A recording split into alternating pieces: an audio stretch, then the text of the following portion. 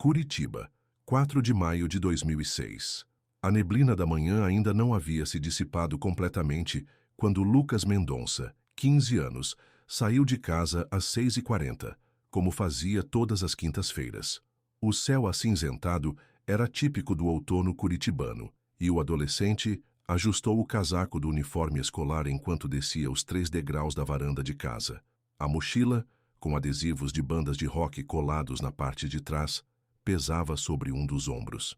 No caderno de matemática, último que usara na noite anterior, havia rabiscos de guitarra nas margens, uma lição incompleta e a data do próximo show que planejava ir com os amigos. "Tem dinheiro para o lanche?" perguntou Márcia, sua mãe, da porta. Era uma pergunta ritual, feita todas as manhãs, mesmo quando ambos sabiam a resposta. "Tenho, mãe. Volto depois do treino de basquete", respondeu, erguendo levemente a mão num aceno informal. Seus tênis, gastos nas pontas e com os cadarços desbotados, fizeram um barulho característico no asfalto úmido da Rua das Bromélias, no bairro Água Verde. Naquela manhã, Márcia notou algo diferente no filho. Lucas havia tomado café em silêncio, verificando constantemente o celular. Um Nokia básico, presente de aniversário recente. Parecia preocupado, mas quando questionado, apenas deu de ombros e disse que estava pensando na prova de física. Mais tarde, aquele detalhe voltaria à mente dela como um flash doloroso de premonição. Às 7h10, Lucas foi visto por 3 colegas na esquina da Avenida República Argentina, a apenas 4 quarteirões do Colégio Estadual Professor Loureiro Fernandes. Segundo o depoimento dos amigos, ele parecia distraído, andando mais devagar que o normal e não se juntou ao grupo como costumava fazer. Ele acenou para a gente e disse que ia mais devagar porque queria pensar em algo, contou Felipe Azevedo. Então, com 16 anos, a polícia. Achei estranho, mas o Lucas às vezes era meio fechado. Pensei que talvez estivesse nervoso com a apresentação de história que teríamos naquele dia. A câmera de segurança de uma farmácia registrou Lucas caminhando sozinho às 7h15, já próximo à entrada lateral do colégio, uma área menos movimentada, onde alguns alunos costumavam entrar para fugir da inspeção de uniforme. Foi a última imagem capturada do adolescente. Lucas Mendonça nunca chegou à sua sala de aula naquela manhã. Seu nome foi marcado como ausente na chamada das 7h30. Sua carteira, na terceira fileira próxima à janela, permaneceu vazia. Sua apresentação de história sobre a Revolução Industrial não foi realizada. Seu treino de basquete às 12h40 aconteceu sem ele. Às 13h20, Márcia recebeu uma ligação da secretaria do colégio, informando que seu filho não havia comparecido às aulas do dia. O uniforme escolar azul marinho com o distintivo do colégio, a mochila preta com detalhes em vermelho, o estojo de lápis onde guardava também seu documento de identidade estudantil, tudo havia desaparecido junto com Lucas, sem deixar rastros, a poucos metros de seu destino. A partir daquele momento, o cotidiano de uma família de classe média curitibana transformou-se no epicentro de um dos casos de desaparecimento mais inquietantes da história recente da cidade. O telefonema do colégio desencadeou 72 horas frenéticas. Roberto Mendonça, pai de Lucas, abandonou seu trabalho como gerente de vendas e percorreu cada esquina do bairro, mostrando a foto do filho impressa às pressas. Márcia, professora de português, telefonou para cada amigo, parente e conhecido em sua agenda. A noite chegou, e com ela, o primeiro boletim de ocorrência e o início oficial das buscas. No segundo dia, a imprensa local já cobria o caso. A manchete do jornal Gazeta do Povo estampava: "Adolescente desaparece a poucos metros do colégio em bairro nobre de Curitiba." Eram tempos antes das redes sociais massificadas, e os cartazes com o rosto de Lucas, impresso em papel sulfite, começaram a aparecer em postes, pontos de ônibus e comércios da região. "Temos 3 linhas principais de investigação", declarou o delegado Maurício Fernandes à imprensa na primeira semana: fuga voluntária, sequestro ou acidente.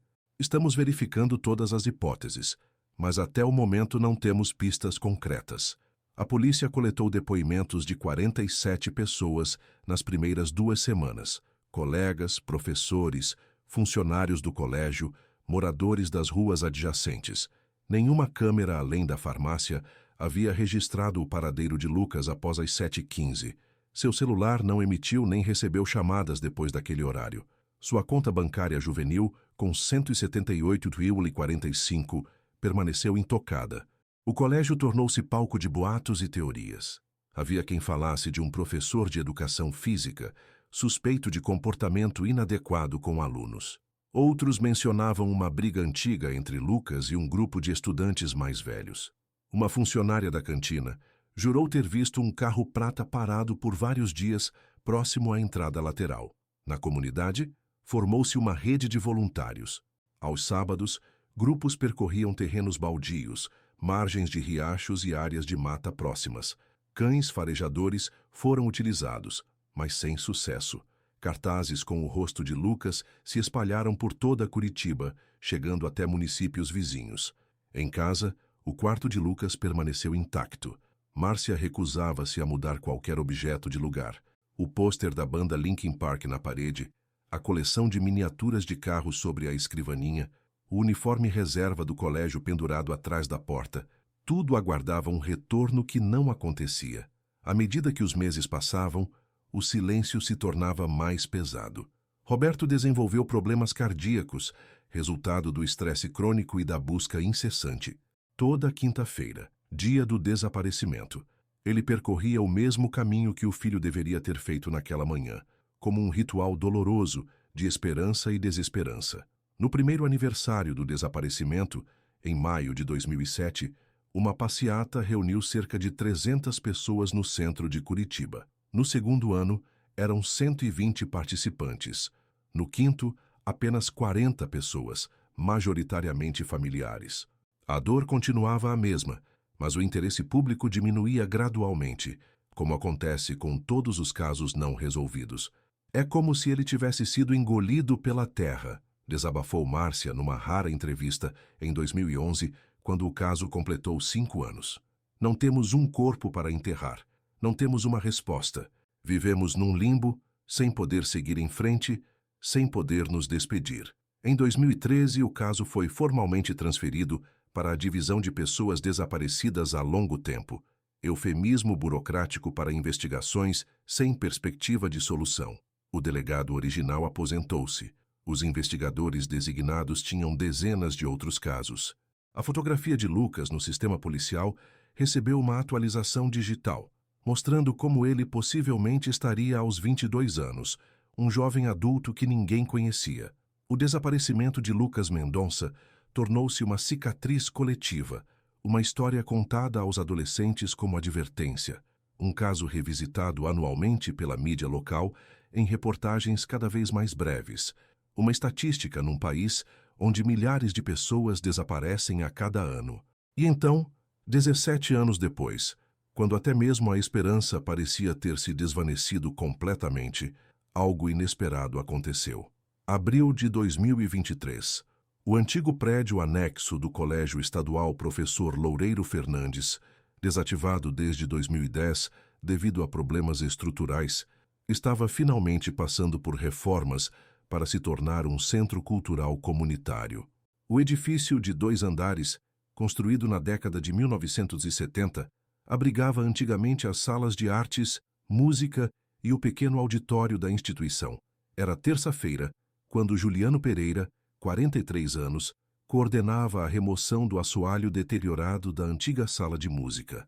As tábuas de madeira, escurecidas pelo tempo e danificadas pela umidade, rangiam sob as ferramentas dos operários.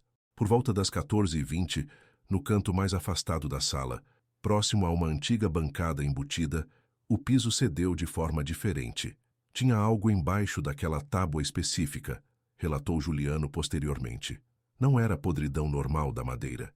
Parecia que alguém tinha solto aquela parte de propósito e depois recolocado, sob a tábua numerada como 23, entre as vigas de sustentação, havia um pequeno espaço que parecia ter sido cavado manualmente. Onde, protegido por uma folha plástica transparente, possivelmente a capa de um caderno escolar, estava um envelope dobrado ao meio. Dentro dele, uma folha de papel ao maço, com linhas, amarelada pelo tempo, contendo uma carta escrita a lápis.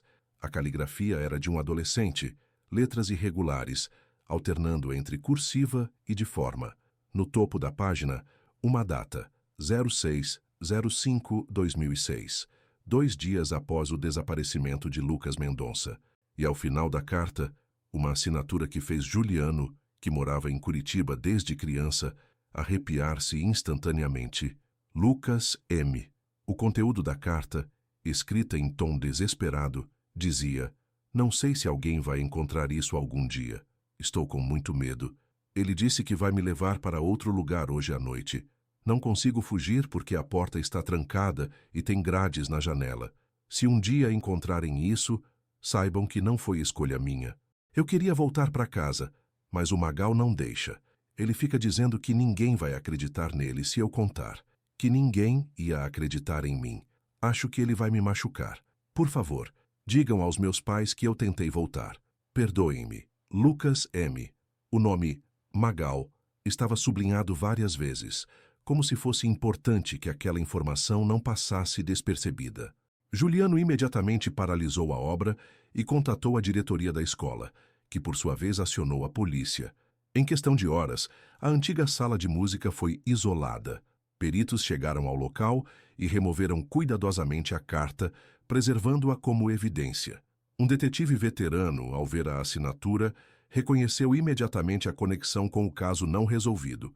Às 19h30 daquele mesmo dia, a delegada Camila Escobar, da Divisão de Homicídios e Proteção à Pessoa, tocou a campainha da casa dos Mendonça.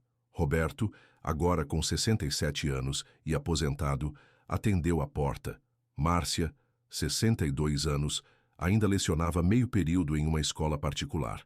Eles ainda moravam na mesma casa, na Rua das Bromélias. Nunca haviam conseguido se mudar, presos à possibilidade de que Lucas um dia poderia voltar ao único endereço que conhecia. Encontramos algo que pode estar relacionado ao desaparecimento do seu filho, disse a delegada, com a pasta contendo cópias da carta nas mãos. A descoberta gerou comoção imediata. Na manhã seguinte, a notícia já ocupava as manchetes dos portais locais. Carta de adolescente desaparecido em 2006 é encontrada em escola abandonada. Em 48 horas, o caso que havia esfriado nas gavetas da burocracia policial tornou-se novamente prioridade. Peritos confirmaram, através de comparação caligráfica, com cadernos escolares preservados pela família e digitais parciais na proteção plástica, que a carta havia sido escrita por Lucas. A análise do papel e do grafite indicava compatibilidade com a data registrada. O local onde foi encontrada sugeria que Lucas esteve naquela sala após seu desaparecimento, possivelmente mantido ali contra sua vontade. O nome Magal tornou-se o centro da investigação. Quem era essa pessoa? Como tinha acesso àquela sala? E, principalmente, o que havia acontecido com Lucas após escrever aquela carta desesperada? A menção ao nome Magal na carta de Lucas foi o estopim para a reabertura completa da investigação. A delegada Camila Escobar, especializada em casos de pessoas desaparecidas, mergulhou nos arquivos originais de 2006, alguns já digitalizados, outros ainda em pastas amareladas pelo tempo. Entre centenas de depoimentos, um nome chamou sua atenção.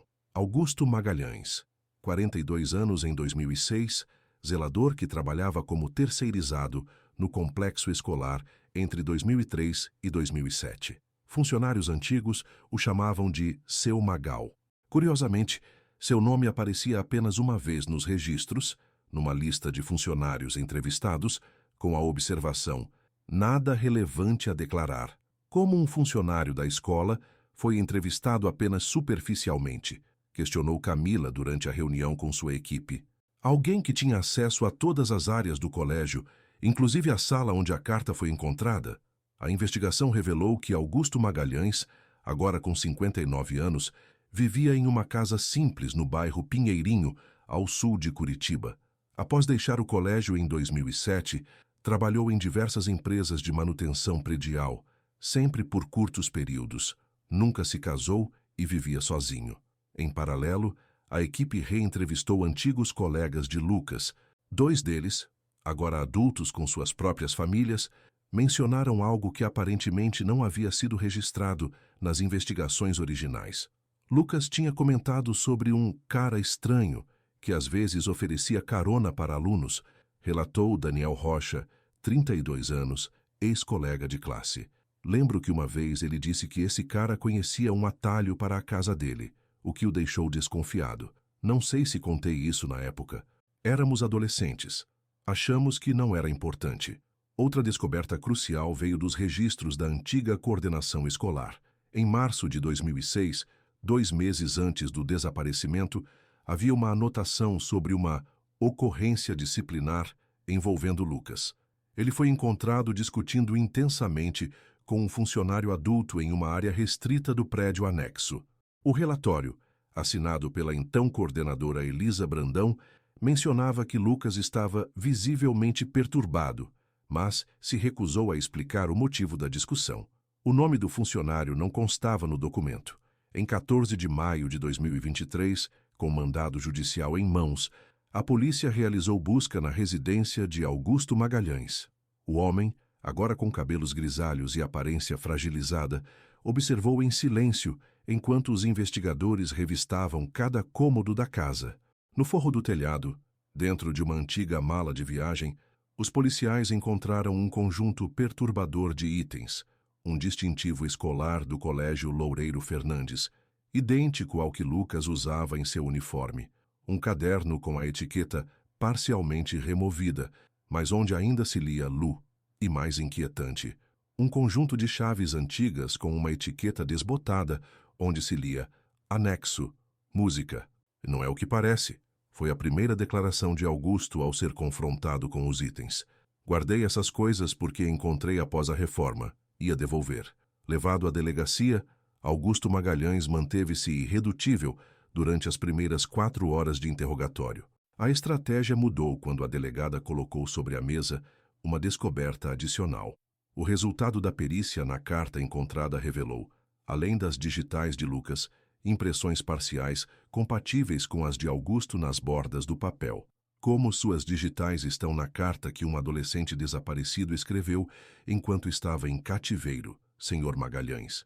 Perguntou Camila, observando o homem empalidecer. Foi nesse momento que a fachada começou a ruir. Entre negações, meias-verdades e silêncios prolongados, emergiu uma confissão fragmentada que revelou uma história perturbadora. Augusto Magalhães havia desenvolvido uma fixação por Lucas ao longo de meses. Como zelador, observava o adolescente nos corredores, sabendo seus horários e rotinas. Em abril de 2006, tentou uma aproximação, oferecendo mostrar a Lucas a sala de música fora do horário regular, alegando que poderia deixá-lo praticar bateria, um instrumento que sabia ser do interesse do garoto. Lucas inicialmente aceitou, mas logo percebeu as intenções inadequadas de Augusto. A ocorrência disciplinar, registrada pela escola, foi resultado do confronto quando Lucas ameaçou denunciá-lo. Augusto, temendo perder o emprego e ser exposto, começou a ameaçar o adolescente. Na manhã de 4 de maio de 2006, Augusto interceptou Lucas no caminho para a escola. Usando um pretexto de uma suposta mensagem da coordenação, convenceu o adolescente a entrar em seu carro. Em vez de levá-lo ao colégio, conduziu-o ao prédio anexo, usando sua chave para acessar a sala de música, que ficaria vazia naquela manhã devido a uma atividade externa do professor responsável. Eu só queria assustá-lo, fazê-lo prometer que não contaria nada, alegou Augusto, agora aos prantos. Não era para acontecer daquele jeito. Segundo sua confissão, Lucas foi mantido na sala de música por 2 dias. O local, com isolamento acústico para as aulas de instrumentos, era perfeito para esconder alguém. Augusto usava seu acesso como zelador para levar comida e água ao adolescente, ameaçando-o e tentando extrair promessas de silêncio.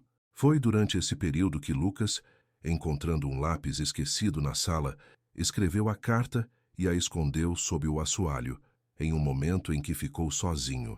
Na noite de 6 de maio, Augusto decidiu transferir Lucas para outro local, seu próprio porão, temendo que a intensa busca chegasse ao prédio escolar. Durante a transferência, houve uma luta no carro. Lucas tentou escapar em um semáforo.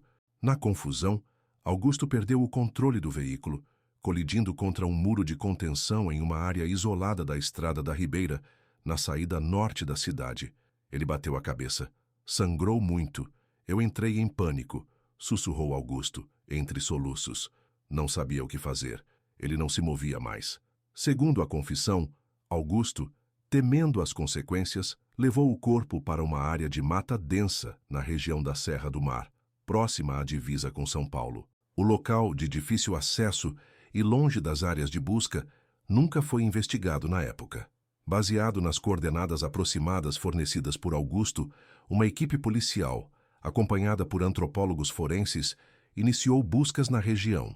Após 5 dias de trabalho intenso, em 22 de maio de 2023, foram encontrados restos mortais parciais, junto com fragmentos de tecido azul marinho, compatível com o uniforme escolar, e uma pulseira de couro que a família identificou como pertencente a Lucas.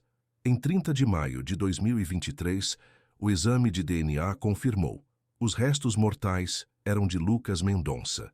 Após 17 anos, o adolescente finalmente seria devolvido à família para um sepultamento digno. A audiência preliminar de Augusto Magalhães aconteceu em ambiente fechado, mas do lado de fora do tribunal, dezenas de pessoas aguardavam com cartazes pedindo justiça. Entre elas, ex-colegas de Lucas, agora adultos com seus próprios filhos, alguns deles na mesma idade que Lucas tinha quando desapareceu. Na coletiva de imprensa após a confirmação da identificação, Márcia Mendonça, segurando a carta do filho entre as mãos trêmulas, fez uma declaração que comoveu o país. Por 17 anos, vivi atormentada pela possibilidade de que meu filho tivesse escolhido ir embora, que tivéssemos falhado como pais de alguma forma. Agora sei a verdade. Meu filho nunca quis fugir.